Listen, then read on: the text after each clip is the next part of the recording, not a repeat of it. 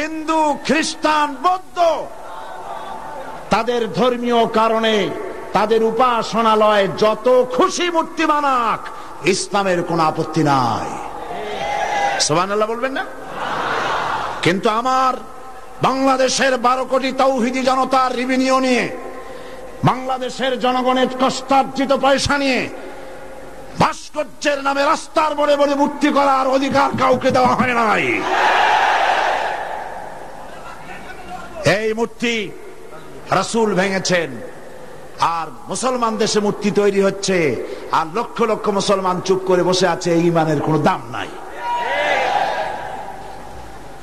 আল্লাহ রাব্বুল আলামিন বলেছেন নবীর দায়িত্ব হলো ভালো কাজের আদেশ দেবে, অন্যায় কাজের নিষেধ করবে। এটা হলো নবীর দায়িত্ব। এই দায়িত্বটি আল্লাহ রাব্বুল আলামিন রাষ্ট্রকে দিয়েছেন, এটা নবীর দায়িত্ব। এই দায়িত্ব আল্লাহ রাব্বুল আলামিন ব্যক্তিকে দিয়ে দিয়েছেন।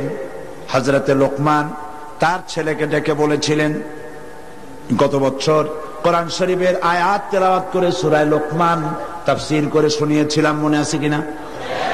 হযরতে লোকমান তার ছেলেকে ডেকে বলেছেন, ইয়া বুনাইয়া আকিমিস সালাত ওয়া আমুর বিল মারুফি ওয়ানহা আনিল মুনকার ওয়াসবির আলা মা আসাবাক ইন্না যালিকা মিন আজমিল উমুর। হে প্রিয় বৎস, নামাজ প্রতিষ্ঠা করো, ভালো কাজের আদেশ দাও, অন্যায় কাজের নিষেধ করো। এই ভালো কাজের আদেশ দিতে গেলেই বিপদ হবে। ভালো কাজের আদেশ দিতে গেলে কি হবে? অন্যায় কাজের প্রতিরোধ করতে গেলে কি হবে? বিপদ হবে। বিপদ যখন আসবে, ওয়াসবির আলা মা আসাবাক, যখনই বিপদ আসবে তখন ধৈর্য ধারণ করবা। সেই ধৈর্যের অর্থ এই নয় বাধা দিতে গেছেন, থাপ্পড় একটা লাগাই দিছে, আর আপনি কবেন যে ব্যথা হয়েছেন নাকি, আরেকখান থাপ্পড় দিয়ে 32 খান ফালাই দেন। এর নাম সবর না। সবর এর অর্থ হচ্ছে আপনাকে বুদ্ধিমত্তার সাথে, প্রজ্ঞার সাথে, ধৈর্যের সাথে পরিস্থিতির মোকাবেলা করতে হবে, সাহসিকতার সাথে। এর নাম সবর। তাহলে ভালো কাজের আদেশ, অন্যায় কাজের প্রতিরোধ, এই কাজটি হচ্ছে নবীদের। এই কাজটি কার? এই কাজটি ব্যক্তির, প্রতিটি ব্যক্তির। আজকের মাহফিলে যত পুরুষ আর নারী এসেছেন, সমস্ত মানুষের, মুসলমানদের দায়িত্ব। এই দায়িত্ব রাষ্ট্রের। এই দায়িত্বগুলি কে বন্টন করেছেন? ও, এতক্ষণ তাও বুঝেন নাই? আল্লাহ। অন্তত একজনে বুঝছে মনে হয়। এ দায়িত্ব কে বন্টন করেছেন? আল্লাহ। এ দায়িত্ব তিনি বন্টন করেছেন। এটা ব্যক্তির, এটা নবীর, এটা উম্মতের, এটা দলের। ওয়ালতাকুম মিনকুম উম্মাতুন ইয়াদউনা ইলাল খায়র ওয়া ইয়ামুরুনা বিল মারুফ ওয়া ইয়ানহাউনা আনিল মুনকার। এ দায়িত্ব দলের, এ দায়িত্ব রাষ্ট্রের। আল্লাযীনা ইম্মাক্কান্নাহুম ফিল আরদ আকামুস সালাত ওয়া আতাউজ যাকাত ওয়া আমারু বিল মারুফ ওয়া নাহাউ আনিল মুনকার। মুসলমানেরা যদি ক্ষমতায় যায়, দিনদার ইমানদার লোকেরা যদি ক্ষমতায় যায়, 4খানা কাম করবে। জোরে বলেন কয়খান? প্রথম নম্বরে নামাজ কায়েম করবে, 2 নম্বরে যাকাত আদায় করবে, 3 নম্বরে ভালো ভালো কাজের আদেশ করবে, আর 4র্থ নম্বরে কি করবে? সমস্ত খারাপ কাজগুলি 2 হাত দিয়ে তারা বাধা দেবে। বাধা দেবে কি দিয়ে? হ্যাঁ, এইবার দেখা যাচ্ছে কয়েকজনে বলছে, বেশি লোকে ভয় পাইছে। বাধা দেবে কি দিয়ে? হ্যাঁ, এই 2 হাত দিয়ে বাধা দিতে হবে। এই কথাটা কে বলেছেন? না না, আল্লাহ বলেন না। আন্দাজে মারলে হইব নাকি? বুঝে শুনে জবাব দিতে হবে। 2 হাত দিয়ে বাধা দিতে হবে। কথাটি কার? রাসূল করিম সাল্লাল্লাহু আলাইহি ওয়াসাল্লামের। মান রা মিনকুম মুনকারান ফালিয়ুগাইয়িরহু বিয়াদি। 2 হাত দিয়ে বাধা দাও। 2 হাত দিয়ে অন্যায়ের প্রতিরোধ করো। আমরা করি? করি না। এই সরকারের আমলে সিনেমার যত ন্যাংটা ছবি রাস্তায় রাস্তায় টানানো। আমি জিজ্ঞেস করতে চাই, এত নোংরা ছবি বাংলার ইতিহাসে কোনদিন টানানো হয়েছে কিনা? একজন সরকার, একটা সরকার প্রধান নারী, একজন নারী সরকার প্রধান, আর তার সময় নারীরা সবচাইতে বেশি লাঞ্ছিত আর ধর্ষিতা হলো। ভালো কাজের আদেশ দাও, অন্যায় কাজ থেকে ফিরাও। রমজান মোবারক আসতেছে, চট্টলার সিংহ পুরুষেরা হাত মজবুত করো, সিনেমার পোস্টার ছেড়ে আন্দোলন শুরু করে দাও। কোন সিনেমায় নগ্ন ছবি থাকতে পারবে না, কোন রাস্তায় নগ্ন ছবি থাকতে পারবে না।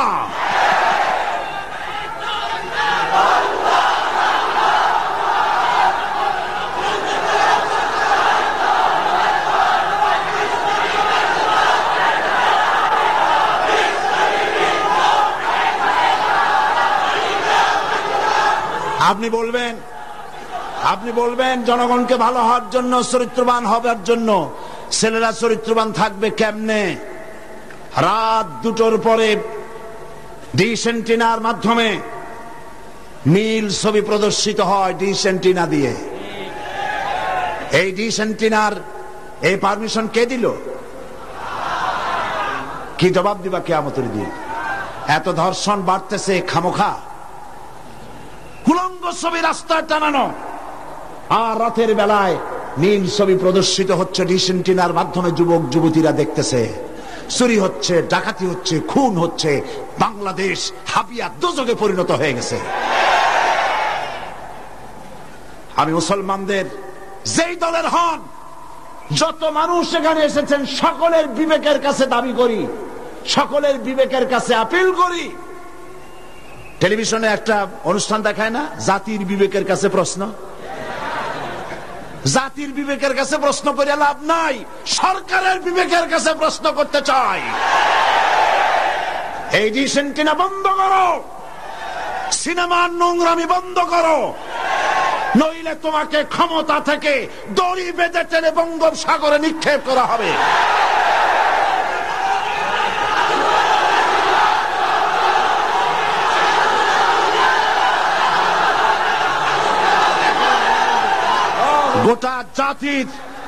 গোটা জাতির চরিত্র নষ্ট করা হচ্ছে।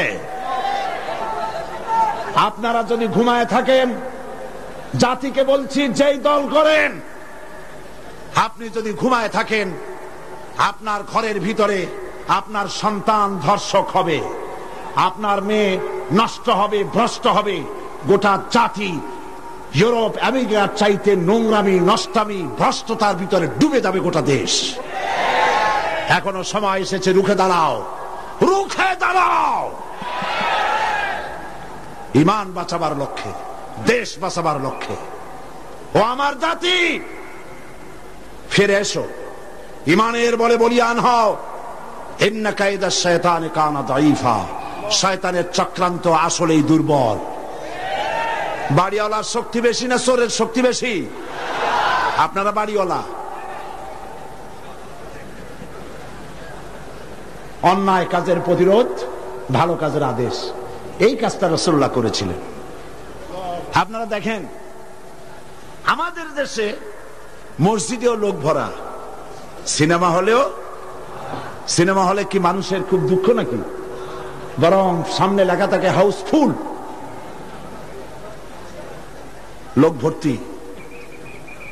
মাহফিলেও লোক ভর্তি, গান বাজনাও লোক ভর্তি। আমি এই দৃষ্টান্তটা এইভাবে দেই যে একটা খাল উত্তর দক্ষিণে প্রবাহিত, ওই খালে অনেক মাছ আছে। মাছ ধরার জন্য এলাকাবাসীরা খালের মধ্যে নেমে গেল। তারপরে উত্তর দিকের পানি বালতি ভরিয়া দক্ষিণ দিকে ফালাইতে লাগলো বহু মানুষ। এইভাবে পানি ফালাইতে ফালাইতে সন্ধ্যা হয়ে গেছে। মাছ ধরার জন্য পিছনে তাকাইছে, তাকায় দেখে সামনেও যত পানি, পিছনেও তত পানি। মেহনত বরবাদ, গুনাহ লাজিম। এখন এই অবস্থা হলো কেন বলেন তো বুদ্ধি করিয়া? সুবহানাল্লাহ, সকলেই সচেতন, বুঝে ফেলাইছেন। বাঁধ না দিয়া সমানে পানি ফেলাইছে। আজকে যদি একটা আদর্শিক বাঁধ আমাদের থাকতো, তাহলে মসজিদ ভরা আর সিনেমা ভরা, এটা হইতো না। আদর্শিকবাদ হলো ইসলামী রাষ্ট্র। ইসলামী রাষ্ট্র যদি হতো তাহলে সিনেমা আর ছেলেরা, সিনেমা যারা দেখে ওরা ভালো হয়ে হইয়া মসজিদে ঢুকতো, আর মসজিদের মানুষ কোন রকম সিনেমায় যেত না। যত খারাপ ভালো হতো, যত খারাপ তত ভালো হতো।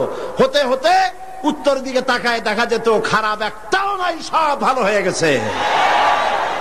রাসূলুল্লাহ এটাই করেছে, আল্লাহর নবীরা এটাই করেছিলেন, এবং এই পদ্ধতি দিয়ে ওয়া'মুরুহুম বিল মারুফ ওয়া ইয়ানহাহুম আনিল মুনকার, ভালো কাজের আদেশ করতেন, অন্যায় কাজ থেকে দুই হাতে ফিরে হাত দিয়া বাধা দিতেন। ফিরতে হবে। আজকে এই কাজটি করার পর রাসূল করিম সাল্লাল্লাহু আলাইহি ওয়াসাল্লাম তার যুগে 10 বছর এটার উপরে শাসন করলেন। আল্লাহ পাক বলেছেন এই কাজটা করলেই তোমরা মুক্তি পাবে, কল্যাণ পাবে। এই কি কাজ? ভালো কাজের আদেশ, অন্যায় কাজের নিষেধ। এই কাজটা করলেই তোমরা কি পাবে? কল্যাণ পাবে। তোমাদের রাষ্ট্র কল্যাণ রাষ্ট্রে পরিণত হয়ে যাবে। এ ওয়াদা কার? এবার দেখেন 10টি বছর নবীজি রাষ্ট্র পরিচালনা করার পর ইন্তেকাল করলেন। হযরত আবু বকর রাদিয়াল্লাহু তাআলা আনহু তিনি আজ রাষ্ট্রপ্রধান হয়েছেন। হযরত আবু বকর রাষ্ট্রপ্রধান হয়ে হযরত ওমর রাদিয়াল্লাহু তাআলা আনহুকে তিনি বিচারক বানালেন। হযরত আবু বকর হচ্ছেন রাষ্ট্রপ্রধান, হযরত ওমর হলেন কি? বিচারক। 1 বছর পূর্ণ হয়ে গেছে। ঐতিহাসিকরা লিখছেন, লক্ষ্য করুন, আমারু বিল মারুফ নাহি আনিল মুনকারের সুফল লক্ষ্য করুন। হযরত ওমর 1 বছর বিচারালয় দায়িত্ব পালন করলেন জাস্টিস হিসেবে। ফামাকাসা আমান ফালাম ইয়াখতাসিম ইলাইহি ইসনান। ঐতিহাসিকরা লিখছেন 1 বছর পূর্ণ হয়ে গেল, হযরত ওমরের আদালতে 2 জন লোক এমন আসলো না যে একজন আরেকজনের বিরুদ্ধে কোনো মামলা দায়ের করেছে। সুবহানাল্লাহ কইতে ইচ্ছে করে না? এমন একটা লোক এসে একটা মামলা দায়ের করে নাই। পৃথিবীতে কি কোনো দৃষ্টান্ত আছে যে 1 বছরের মধ্যে কোনো মামলা দায়ের হয় না? হযরত ওমর আবু বকর রাদিয়াল্লাহু তাআলা আনহুর কাছে এসে বলছেন, মা হাজাতা বি ইনদা কওমিল মুমিনিনা ইয়া খলিফাতা রাসূলিল্লাহ সাল্লাল্লাহু আলাইহি ওয়াসাল্লাম। হে রাসূলের খলিফা, এই কওমের জন্য বিচারপতির দরকারটা কি? তিনি জিজ্ঞেস করছেন, লিমাযা, কেন তুমি আমাকে এই প্রশ্ন করছো? তিনি শোনালেন যে আমার কাছে 1 বছর হয়ে গেল, একজন লোক এসে মামলা দায়ের করে নাই। হযরত আবু বকর বলছেন, এর কারণ হিসেবে তুমি কি মনে করো? কি কারণে তোমার কাছে কোনো বিচার আসলো না, একটা মামলাও দায়ের হইল না 1 বছরে? কারণটা কি? এবার শোনেন, কারণ বলছেন। কে বলতেছেন কারণটা? ওমর ফারুক রাদিয়াল্লাহু তাআলা আনহু কারণ বলছেন। কারণ কি? তিনি বলছেন, ও আমিরুল মুমিনিন, তুমি আমাকে এমন কওমের বিচারক বানিয়েছো যে কওমের দিন হচ্ছে দীনুহুমুন নাসিহা, যেই কওমের দিন হচ্ছে কল্যাণ কামনা করা। প্রত্যেক ব্যক্তি আরেকজনের কল্যাণ কামনা করে, কেউ শত্রুতা কামনা করে না। আজকে তাকে আমরা করি? আমি এক দল করি, আর এক দল সহ্য করি না। একজনে মিটিং করে, ওই জায়গায় আরেকজন মিটিং করে। একজন রাজনীতি করে, তার রাজনীতি সহ্য হয় না বলে 5 ট্রাক ময়লা ফেলায় দিয়ে আসে। সে যুগে তারা কল্যাণ কামনা করে, আর আজকের যুগে কি করে? কল্লা কামনা করে। অমুকের কল্লা খুলে নেব আমরা। এখন কল্লা কামনা করা হয়, আর তখন কল্যাণ কামনা করা হতো। দীনুহুমুন নাসিহা ওয়া মানহাজুহুমুল কুরআন। এই জাতির মানহাজ, তাদের উদ্দেশ্য, তাদের লক্ষ্য, তাদের কনস্টিটিউশন, তাদের সংবিধান হচ্ছে কি? আল কোরআন। ওয়া আমালুহুম আল আমরু বিল মারুফ ওয়া নাহি আনিল মুনকার। আর এই কওমের কাজ হচ্ছে আমল, তাদের কাজ হচ্ছে ভালো কাজের আদেশ করে বেড়ানো, আর যার সামনে অন্যায় হয় দুই হাতে বাধা দিয়ে অন্যায় ফিরায় দেয়। সুবহানাল্লাহ। ওয়া আমালুহুম আল-আমরু বিল মারুফ ওয়া নাহয়ু আনিল মুনকার। এখানেই শেষ নয়। ও আমিরুল মুমিনিন, আপনি আমাকে এমন এক কওমের বিচারক বানিয়েছেন যেই কওমের জনগণের অবস্থা কি জানেন? ওয়াইদা আহাদুহুম মারিদু আদুহু। এদের মধ্যে একজন যদি অসুস্থ হয়, অনেক মানুষ হাদিয়া, ফল, ফ্রুটস ইত্যাদি হাদিয়া নিয়ে তার কাছে গিয়ে হাজির হয়। ভাই কেমন আছেন? আল্লাহ আপনার ভালো করুক। হাতে মুখে হাত বুলায় দেয়, মাথায় হাত বুলায় দেয়। এই শুশ্রূষায় 12 না অসুখ ভালো হয়ে যায়। ওয়াইজাফতাকারা নাসারুহু। আর যখন তো তাদের মধ্য থেকে কেউ ফকির হয়, গরিব হয়, সাহায্য করার জন্য লোকেরা এগিয়ে আসে। 50 টাকার দরকার, 2000 টাকা চলে আসছে। বাড়িতে চাল দিতে পারে না, বিল্ডিং এর ছাদ দেওয়ার মতো পয়সা চলে আসছে। ওয়াইজাহতাজা সাদুহু। আর যখন কারো কিছু প্রয়োজন হয়, সেই প্রয়োজন মিটাবার জন্য চতুর্দিক থেকে লোকেরা এসে হাজির হয়ে যায়।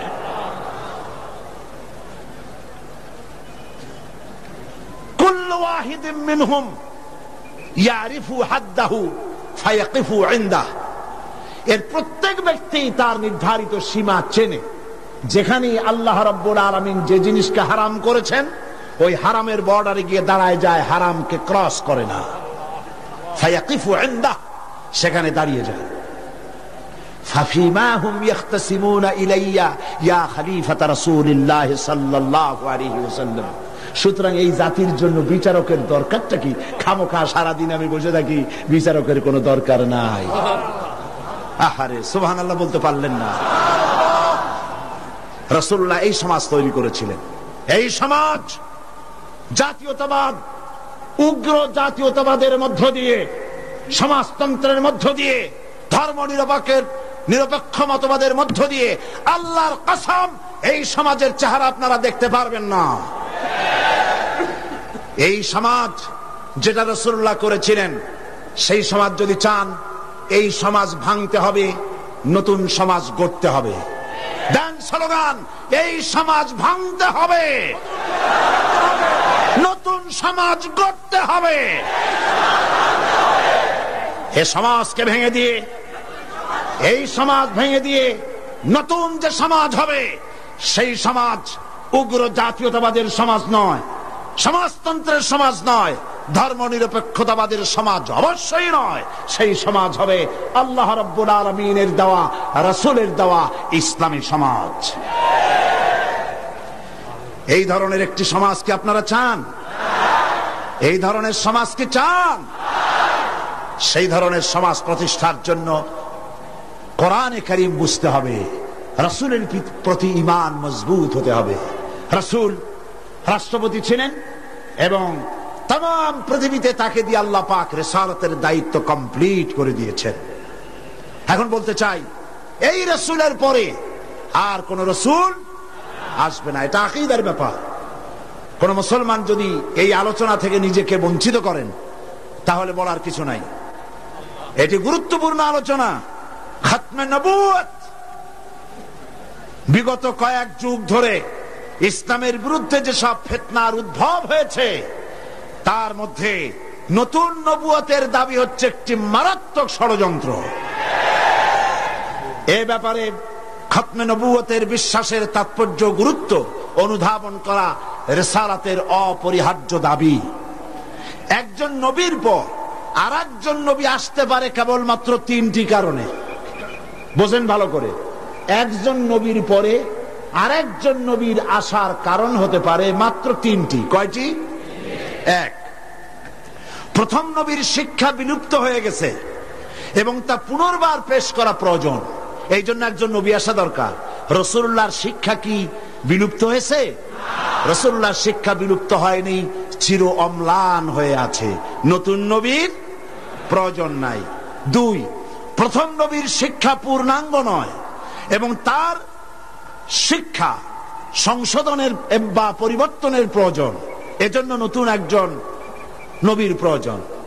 রাসূল করিম সাল্লাল্লাহু আলাইহি ওয়াসাল্লামের শিক্ষা কি পূর্ণাঙ্গ নয়? তা কি সংশোধন এবং পরিবর্তনের কোনো প্রয়োজন আছে? 3, প্রথম নবীর শিক্ষা একটি জাতির জন্য সীমাবদ্ধ, অন্যান্য জাতির জন্য আর একজন নবী দরকার। রাসূল করিম সাল্লাল্লাহু আলাইহি সাল্লাম কি শুধু একটি জাতির নবী? রাসূল করিম সাল্লাল্লাহু আলাইহি সাল্লাম হচ্ছেন বিশ্ব নবী। সুতরাং তার নবুয়তের পরে নতুন কোন নবীর আমদানির কোনো প্রয়োজন নাই। রাসূল করিম সাল্লাল্লাহু আলাইহি সাল্লামের নবুয়ত শেষ, এরপরে আর কোন নবী? কোরআনে কারীমের চূড়ান্ত দলিল শুনুন, মা কানা মুহাম্মাদুন আবা আহাদিম মির রিজালিকুম ওয়ালাকিন রাসূলুল্লাহি ওয়া খাতামান নাবিয়্যিন। মুহাম্মদ সাল্লাল্লাহু আলাইহি ওয়াসাল্লাম তোমাদের কোন পুরুষদের পিতা নন, বরং তিনি আল্লাহর রাসূল এবং নবীগণের পরিসমাপ্তকারী, আর আল্লাহ সর্ববিষয়ে মহাজ্ঞানী। এই খাতামান নবিয়্যিন, খাতাম শব্দের উল্লেখ করে নবুয়তের দুয়ার চিরকালের জন্য আল্লাহ পাক বন্ধ করে দিয়েছেন। সেই প্রথম শতাব্দী থেকে আজ পর্যন্ত, হিজরি প্রথম শতাব্দী থেকে নিয়ে পর্যন্ত পৃথিবীর সমস্ত উলামায়ে কিরাম একমত, পৃথিবীতে আর কোন নবী আসবেন না, আসার কোন দরকার নেই। অথচ এই খাতামের অর্থ নতুন নবী, ভণ্ড নবী, মিথ্যা দাবিদার নবী, পৃথিবীর নিকৃষ্ট শয়তান গোলাম মোহাম্মদ কাদিয়ানী, আল্লাহর জাহান্নামের আগুন তার কবরে অনন্তকাল জ্বলতে থাকুক।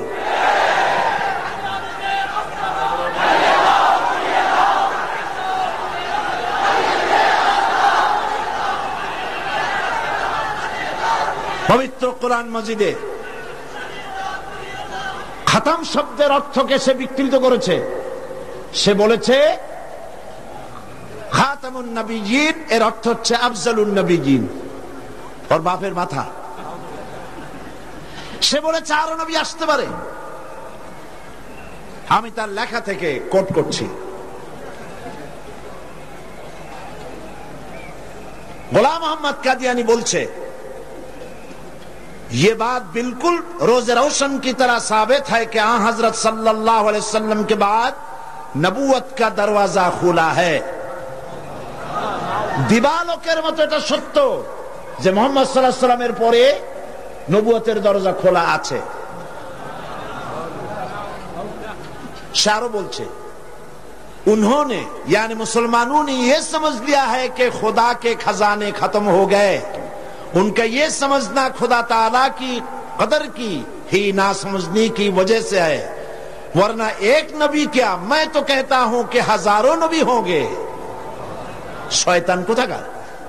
সে বলছে যারা বলে, অর্থাৎ মুসলমানেরা বলে আর কোন নবী আসবে না, এই কথা বলে তারা আল্লাহর ক্ষমতাকে সীমাবদ্ধ করতে চায়। আমি তো বলি এক নবী কেন, হাজার হাজার নবী আসতে পারে।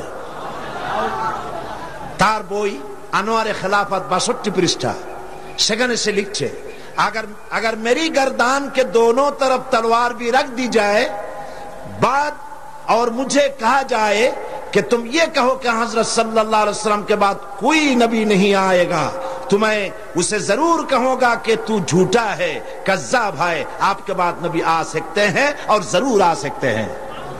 সে বলছে আমার গর্দানের দুই দিকে যদি তরবারি ধরা হয় আর যদি বলা হয় যে নবী আর আসবে না মুহাম্মদ সাল্লাল্লাহু আলাইহি ওয়াসাল্লামের পরে, আমার গর্দান উড়ে যেতে পারে, তারপরেও আমি বলবো মুহাম্মদ সাল্লাল্লাহু আলাইহি ওয়াসাল্লামের পরে আরো নবী আসতে পারে। এবার ধরুন গোলাম মোহাম্মদ কাদিয়ানী তার বইয়ের মধ্যে লিখছে, कुल मुसलमान जो हजरत मसीह मऊद की बायात में शामिल नहीं हुए, खा उन्होंने हजरत मसीह मऊद का नाम भी नहीं सुना, वो काफिर है और दायरा इस्लाम से खारिज है। গোলাম মোহাম্মদ কাদিয়ানী তার আয়নায়ে সাদাকাত বইয়ের মধ্যে লিখছেন যে গোলাম মোহাম্মদকে যারা নবী মানে না অথবা তার নাম যারা শোনে নাই তারাও কাফের। নাউযুবিল্লাহি মিন যালিক। এরপরে শারও লিখছে মুসলমানদের ছেলে মেয়েরাও কাফের। তার বই আনোয়ারে খেলাফত 93 পৃষ্ঠায় লিখছে अगर किसी गैर अहमदी का छोटा बच्चा मर जाए तो उसका जनाजा क्यों नहीं पढ़ा जाए? वो तो मसीह मऊद का मुनकर नहीं। मैं ये सवाल करने वाले से पूछता हूं कि अगर ये बात दुरुस्त है तो फिर हिंदुओं और ईसाइयों के बच्चों का जनाजा क्यों नहीं पढ़ा जाता है? দেখছেন কত বড় উল্লুক। সে বলছে যে মুসলমানদের বাচ্চাদের জানাজা পড়া যাবে না কেন, প্রশ্ন করা হয়েছে তাকে। সে বলছে যে মুসলমানদের জানাজা কেন পড়বো, মুসলমানদের বাচ্চাদের জানাজা কেন পড়বো? হিন্দু এবং খ্রিস্টানদের বাচ্চাদের তো আমরা জানাজা পড়ি না, সুতরাং মুসলমানদের বাচ্চারাও যখন ঈসাই আমাদেরকে যখন মানে না, গোলাম মোহাম্মদকে নবী মানে না, সুতরাং সেও কাফের, তার জানাজা পড়া যাবে না। এইভাবে তার বইপত্রের মধ্যে অনেক কথা সে লিখেছে। এমনকি কথাও লিখেছে যে আমি স্বপ্নে দেখেছি আল্লাহ আমার সামনে এক যুবকের রূপ ধারণ করে এসেছেন, আর আমি এক যুবতী নারী হিসাবে তার সামনে দাঁড়ালাম। তিনি রাতে আমাকে ব্যবহার করলেন এবং তার দ্বারা আমি গর্ভবতী হয়ে আমি ঈসা মসিহে রূপান্তরিত হলাম। নাউজুবিল্লাহ। এই শয়তানের কবরে দোজখের আগুন জ্বলু। ওকে যারা নবী বলে মানে তারা কাফের।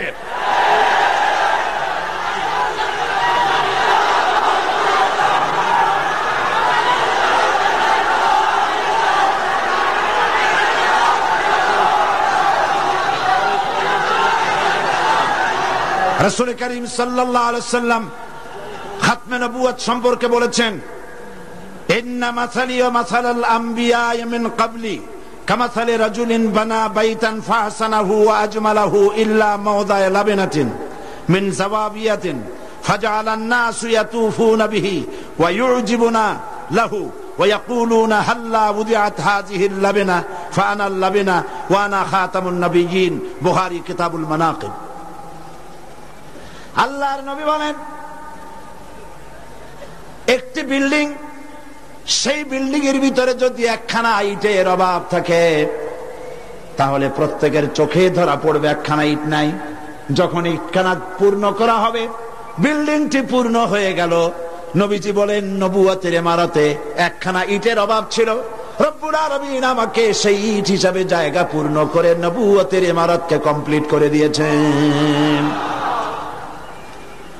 রাসূলুল্লাহ সাল্লাল্লাহু আলাইহি ওয়াসাল্লাম আন্না রিসালাতা ওয়ান নবুওয়াতা কাদ ইনকাতাত ফালা রাসূলা বাদি ওয়ালা নবুওয়া। রাসূল করিম সাল্লাল্লাহু আলাইহি ওয়াসাল্লাম বলেছেন, রিসালাত এবং নবুয়তের দরজা কাট হয়ে গেছে, নতুন করে কোন নবী বা রাসূল পৃথিবীতে আর আসবে না। قال النبي صلى الله عليه وسلم لو كان بعدي نبي لكان عمر بن الخطاب رضي الله تعالى عنه। আমার পরে যদি কেউ নবী হতো অবশ্যই ওমরকে আল্লাহ পাক নবী বানায় দিতেন। قال رسول الله صلى الله عليه وسلم لا نبي بعدي ولا امه بعد امتي। আমার পরে আর কোন নবী নাই, আমার উম্মতের পরে আর কোন উম্মত নাই। রাসূল করিম সাল্লাল্লাহু আলাইহি ওয়াসাল্লাম বলেছেন, আন সাওবান রাদিয়াল্লাহু তাআলা আনহু আন্নাহু قال قال رسول الله صلى الله عليه وسلم وأنه سيكون في أمتي 30 كذبون كلهم يزعم أنه نبي وأنا خاتم النبيين لا نبي بعدي। رواه أبو داود كتاب الفتن। আবু দাউদ শরীফে এসেছে, রাসূল করিম সাল্লাল্লাহু আলাইহি ওয়াসাল্লাম বলেছেন, আমার পরে 30 জন মিথ্যাবাদী নবুয়তের দাবি করবে। মিথ্যাবাদী, কাযযাব, দাজ্জাল। অথচ আমার পরে আমি শেষ নবী, আমার পরে আর কোন নবী আসবে না। রাসূলুল্লাহ সাল্লাল্লাহু আলাইহি ওয়াসাল্লামের জীবনের শেষ ভাগে মুসাইলামা কাযযাব মিথ্যা নবুয়তের দাবি করলো। রাসূলের পরে যদি আর কোন নবী আসার গুঞ্জাইশ থাকতো তাহলে আপনারা বলেন, হুজুরের ইন্তেকালের পর সর্বপ্রথম যে যুদ্ধ হলো সেটা তো এই যুদ্ধই ছিল। মুসাইলামা কাযযাবকে গ্রেফতার করার জন্য, তার বিরুদ্ধে যুদ্ধ করার জন্য সমস্ত সাহাবায়ে কেরাম এক হয়ে গিয়েছিলেন। রাসূলের পরে আর কেউ নবী হবে এটা যদি বৈধ হতো তাহলে সাহাবায়ে কেরাম এই যুদ্ধে যেতেন না, ঠিক কিনা? তার বিরুদ্ধে যুদ্ধ করেছেন। সেই বেটা নবুয়তের দাবি করছে, লোকেরা কয় আপনি তো খালি নবী নবী করেন, তা আপনার ওহী কই? কয় যে দেখো কেবল না নবী হইলাম, একটু অপেক্ষা তো করবা। হ্যাঁ জিবরাইল আসুক। কয়েকদিন পর কয় যে জিবরাইল আসছিল আজকে। তারপর কি সূরা পাইলেন? কয় যে সূরা একখান পাইছে। সূরা কয় শোনা না আমাদেরকে। তো উম্মত তো কিছু পাবেই, উম্মত পাবে না? এখনো কেউ দাবি করুক নবী, দেখবেন কিছু উম্মত পেয়ে যাবে। পাগল ছাগলের তো অভাব নাই, ঠিক কিনা? তা না হলে গোসল শরীফের পানি মানুষে খাইতে পারে? নাউজুবিল্লাহ কোন একজন পীর হয়, ওনার একটা গোসল শরীফ হবে, গোসলের পানি শরীরের যত জায়গা ধুইয়া পড়লো, নাউজুবিল্লাহ, এইগুলা মানুষে খায়। সুতরাং পাগল ছাগলের অভাব নাই। পাগল ছাগল আছে, কিছু উম্মত পেয়ে গেছে। উম্মতেরা কয় সূরা কই? কয় পাইছি সূরা। সূরা একটা শোনাই দিল, ইন্না আ'তাইনাকাল আকা ফাসাল্লি লিরাব্বিকা ওয়াজআক ইন্না শানিয়াকা হুয়াল আবলাক। উম্মতেরা কয় যে তো মহামরণ, এ কি সূরায় পড়তে গেলে তো কাশি আসে। আর অর্থ কি? রাসূলুল্লাহর উপরে যে সূরা নাজিল হয়েছে সুবহানাল্লাহ, তা শুনলে চোখ দিয়া পানি পড়ে। আর এটা সূরা হইল, অর্থটা কি? আমি তোমাকে নিশ্চয়ই হুতুম পেশা দান করেছি, সুতরাং তোমার রবের উদ্দেশ্যে চিৎকার মারো, তোমার শত্রুরা শ্বেত এবং কালো বর্ণের হবে।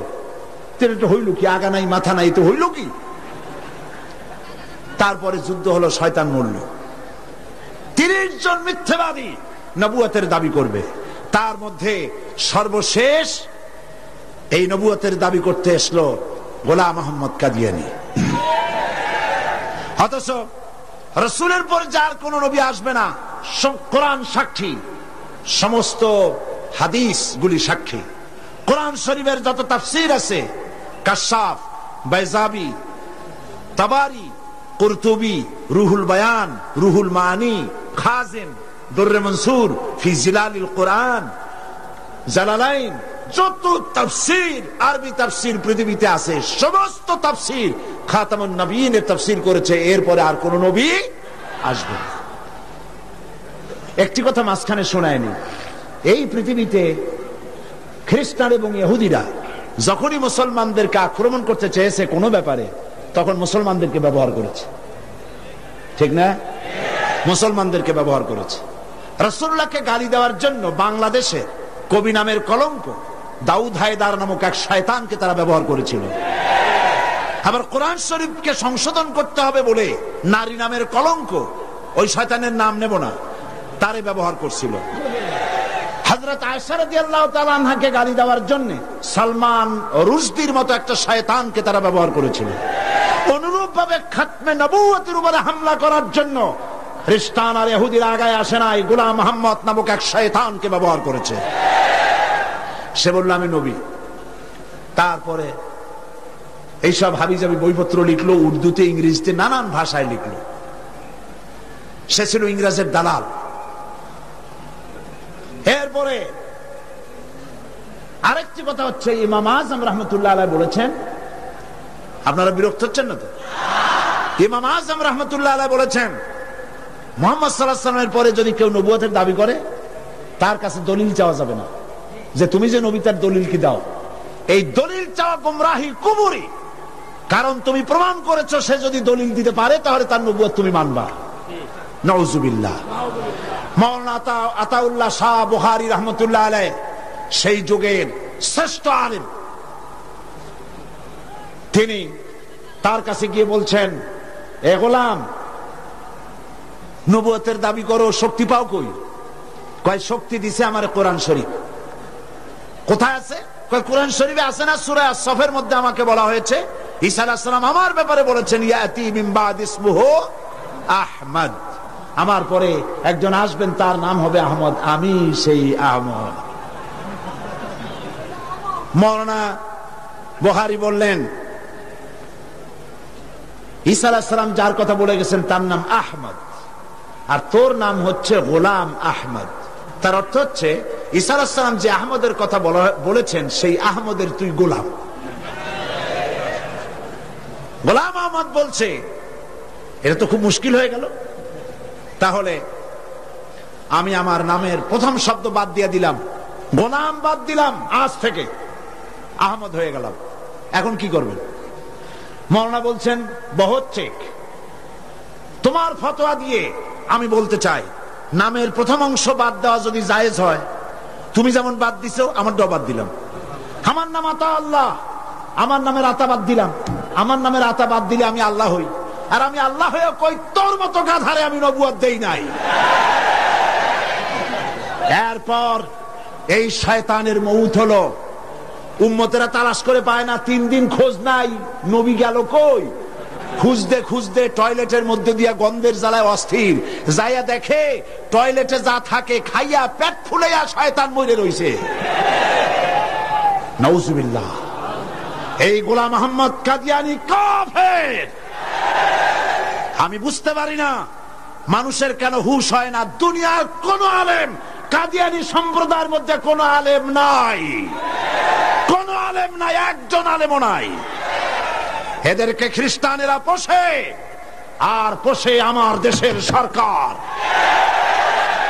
তা না হলে পরে আমি সরকারকে বলতে চাই, তোমরা যদি মুহাম্মদ সাল্লাল্লাহু আলাইহি ওয়াসাল্লামকে শেষ নবী মানো, তাহলে গোলাম মোহাম্মদকে নন মুসলিম মাইনরিটি কাফের বলতে বাধা কোথায়? তার অর্থই হচ্ছে তোমরা সহনশীল, গোলাম মোহাম্মদ কাদিয়ানী আর কাদিয়ানীদের কাছ থেকে অর্থ পেয়ে, বিত্ত পেয়ে তাদের প্রতি সহনশীল হয়েছ।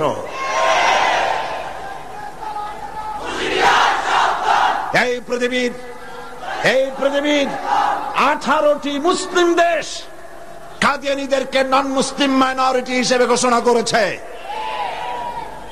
বাংলাদেশকেও করতে হবে।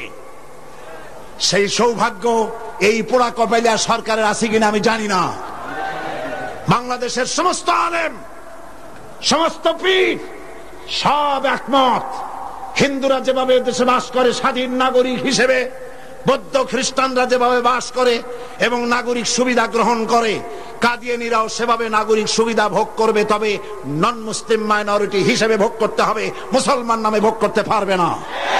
এবং কোন কাদিয়ানীর মসজিদ থাকবে না। কাদিয়ানীদের মসজিদ মসজিদ নয়, উপাসনালয়। তাদের মসজিদের ইমাম হয় না, পুরোহিত হয়। তাদের উপাসনালয়ের ভিতরে পাওয়া গেল বোমা, ডিনামাইট। তাদের পুরোহিতদেরকে গ্রেফতার না করে, তাদের নেতাদেরকে গ্রেফতার না করে, আল্লাহর বান্দা এদেশের আলেমদেরকে গ্রেফতার করে পুলিশ রিমান্ডে নিয়ে নির্যাতন চালানো হচ্ছে। মনে রেখো, আল্লাহ বলেন, ওয়ায়ামুদ্দুহুম ফি তুগয়ানিহিম ইয়ামাহুন, আমি সীমা লঙ্ঘনকারীদেরকে ঢিল দেই, দেখি কদ্দুর পারো।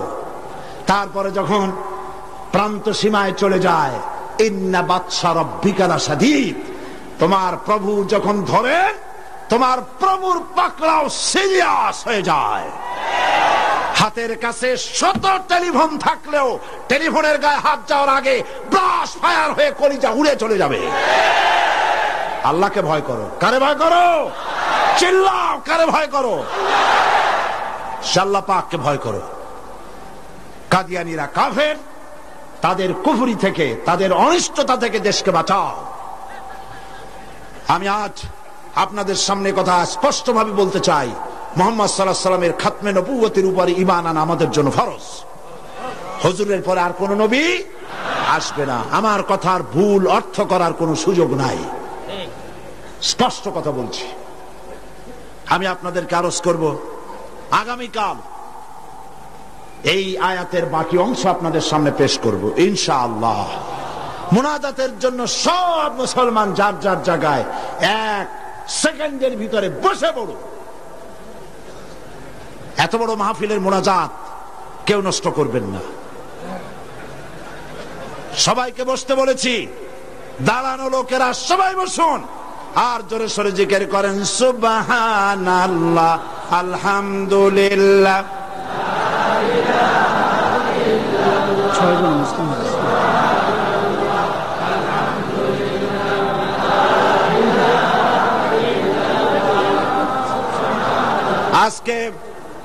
আজকে 6 জন অমুসলিম ইসলাম কবুল করার জন্য এসেছেন।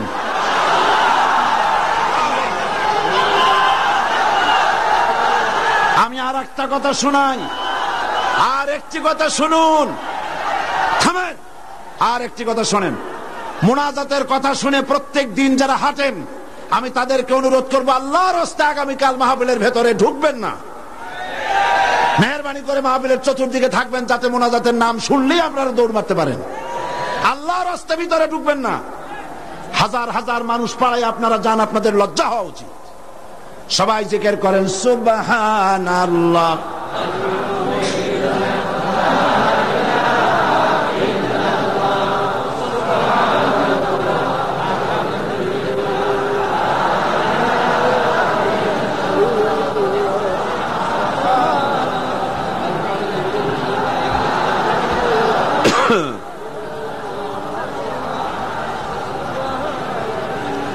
আজকে যারা ইসলাম কবুল করবেন তারা হচ্ছেন সুনীল কান্তি দাস, পিতা Arjit Kanti Das, B block road, Chandgaon, Panchlaish. বর্তমান নাম পছন্দ করেছে মোহাম্মদ ইব্রাহিম। শ্রী মানিক চন্দ্র দাস, শ্রী মানিক চন্দ্র দাস, পিতা শ্রী কমল কান্তি দাস, পাঁচলাইশ। বর্তমান নাম মোহাম্মদ সাইফুল ইসলাম আজাদ। প্রবাস কৈবর্ত, পিতা Makhan Kaibarta, Amin jute mills, main gate, Panchlaish. বর্তমান নাম মোহাম্মদ রাসেল। বিশ্বজিৎ সূত্রধর, পিতা মাখনলাল সূত্রধর, বর্তমান নাম বাড়ি সন্দীপ। বর্তমান নাম পছন্দ করেছে মোহাম্মদ মনিরুল ইসলাম। শ্রী দুলাল বাবু শীল, পিতা শ্রী জিতেন বাবু শীল,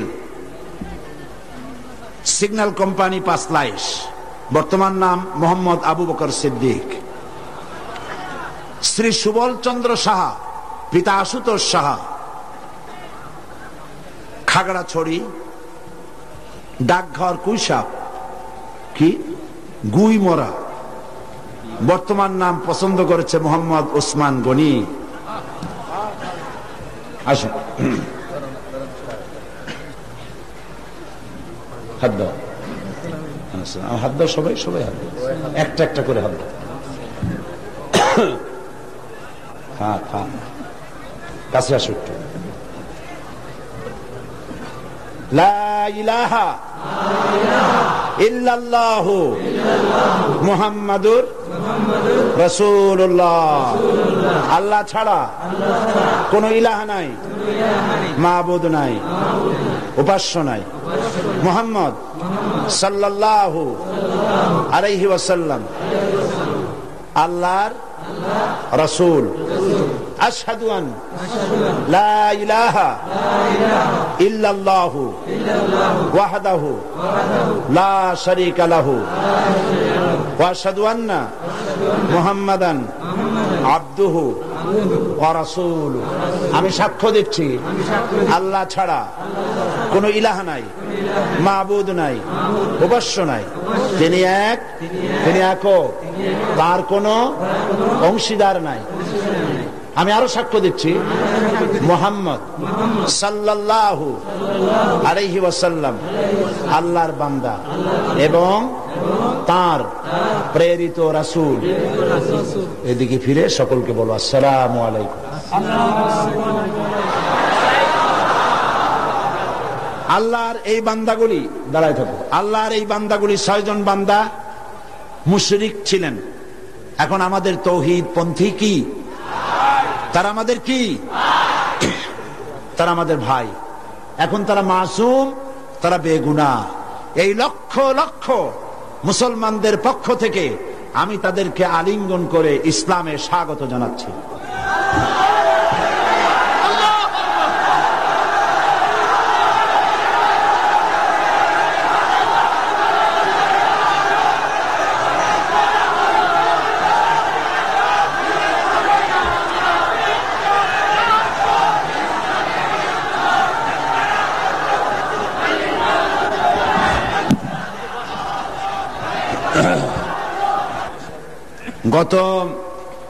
গতদিন মহিলা মাহফিল কবে হয়েছিল?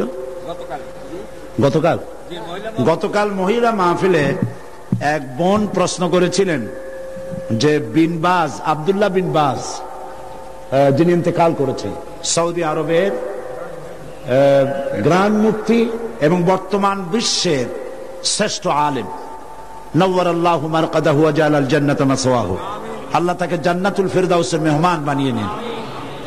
অনেক বড় আলেম, উঁচু পায়ার আলেম।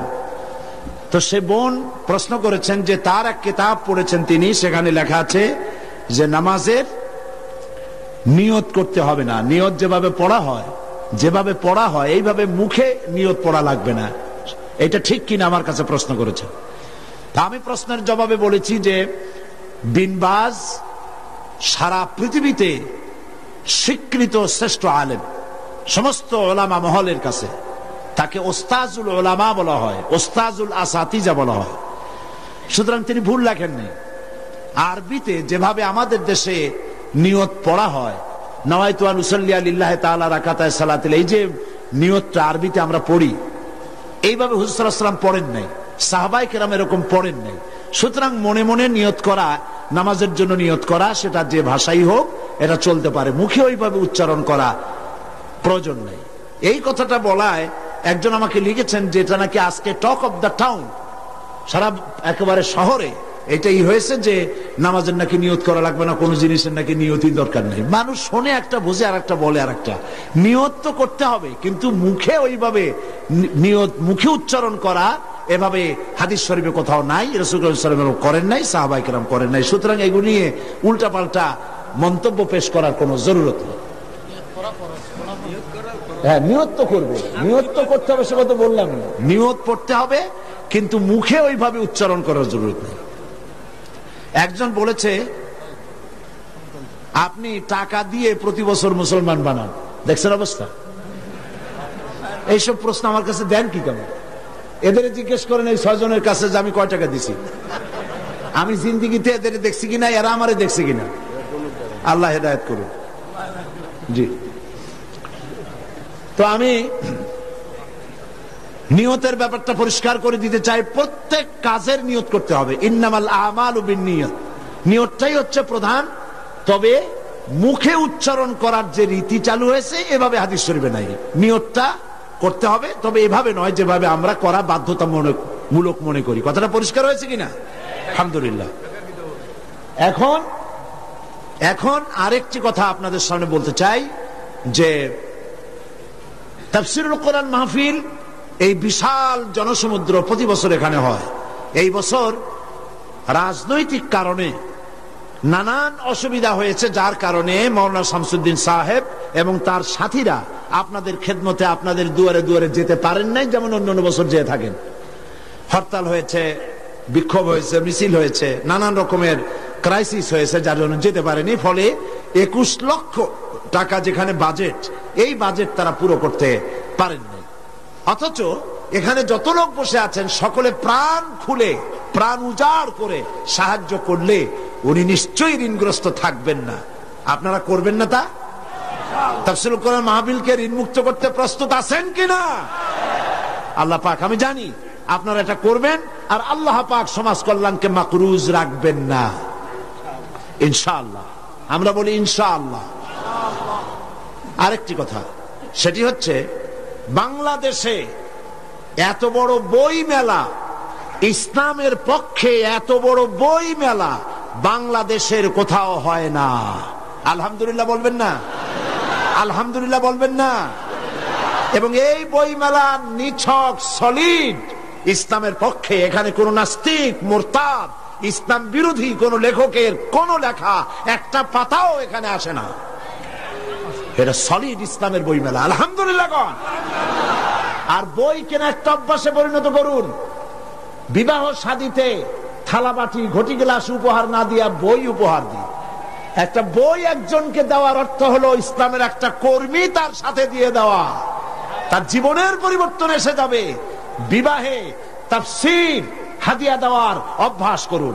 ইসলামের বইপত্র, ইসলামী সাহিত্য সুন্দর করে র্যাপিং কাগজে পেঁচাইয়া ফুল টুল দিয়া কায়দা করে এইটা দেওয়ার ব্যবস্থা করেন। থালাবাটি, ঘটি গ্লাস, স্যুপ, কাপ ইত্যাদিও মানুষ কিনতেই পারবে, ওগুলো নিয়ে অসুবিধা হবে না। বই দিবেন, উপহার কি দিবেন? স্ত্রীকে দিবেন, মেয়েকে দিবেন, বোনকে দিবেন, সকলকে দিবেন। আমি চাই যত লোক এসেছেন প্রত্যেকের হাতে একটা করে বই দেখতে চাই। রাজি আছেন? তা 5 টাকা দামের বই হোক অথবা 200 টাকা দামের বই হোক, প্রত্যেকের হাতে বই নিতে হবে। বই হবে ইসলামী আন্দোলনের প্রতিকৃত। জোরে বলেন আমিন।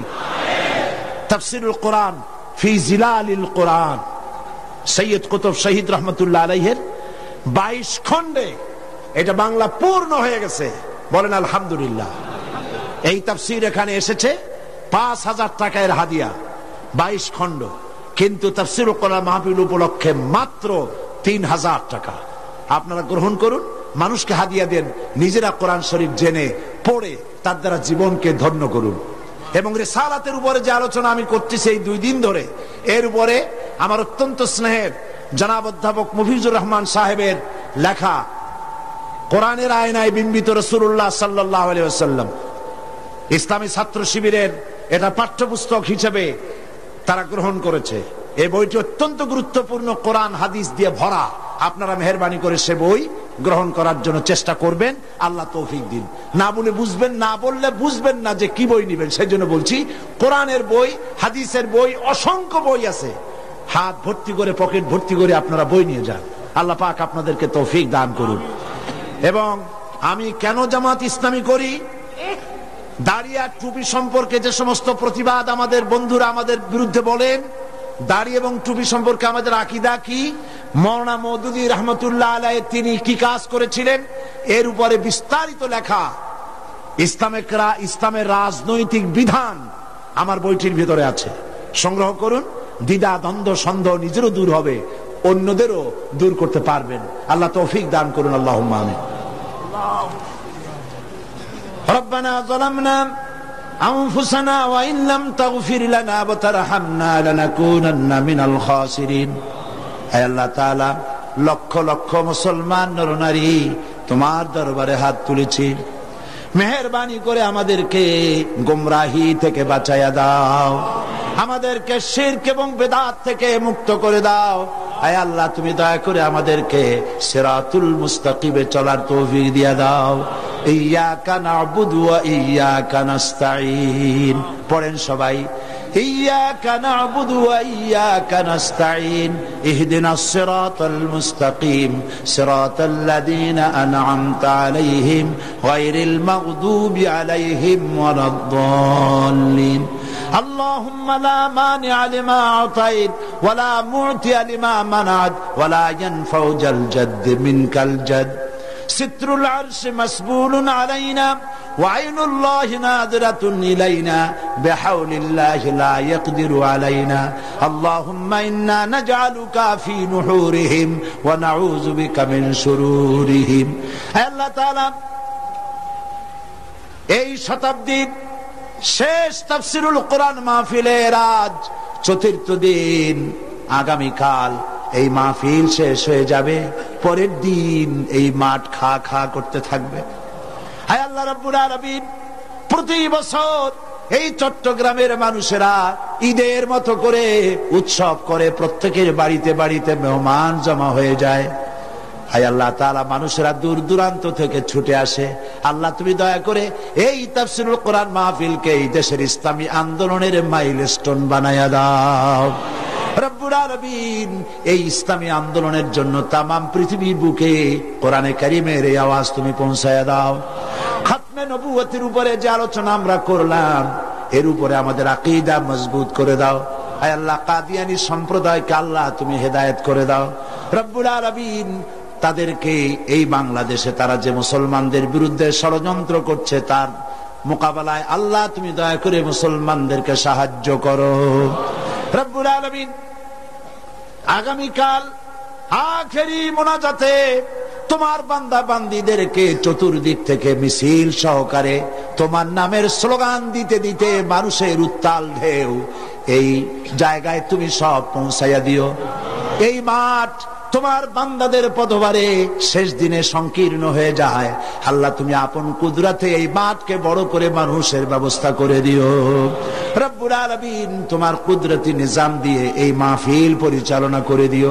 হায় আল্লাহ পাক, এই মাহফিলে জাতি, ধর্ম, দল, মত নির্বিশেষে লোকেরা তোমার কোরআন শুনতে আসেন। আল্লাহ পাক, তোমার কাছে বিনীতভাবে ফরিয়াদ করি, যেই দলের লোক হোক না কেন, কোরআনের হেদায়েত সকলের নসিবে তুমি দিয়ে দিও। রব্বুল আলামিন, তুমি দয়া করে আগামীকাল যে আলোচনা করলে মানুষের জন্য হেদায়েত নসিব হবে, সেই আলোচনা আল্লাহ তুমি আলোচকদের মুখে এনে দিও। হে আল্লাহ রব্বুল আলামিন, এই মাহফিলে দয়া করে মেহেরবানি করে যত লোকে টাকা দিয়েছে আর দেবে, আল্লাহ তুমি সকলকে মেহেরবানি করে এই সমাজ কল্যাণকে সাহায্য করার তৌফিক দান করে দিও। ইসলামী বই পুস্তক যারা নিয়ে এসেছেন কষ্ট করে, আল্লাহ তাদের কামাইতে বরকত দান করে দিও। ইসলামের এই জিহাদে অংশ নিয়েছেন লিখুনি দিয়ে, কলম দিয়ে যারা, আল্লাহ তুমি তাদের প্রতি রহম করো।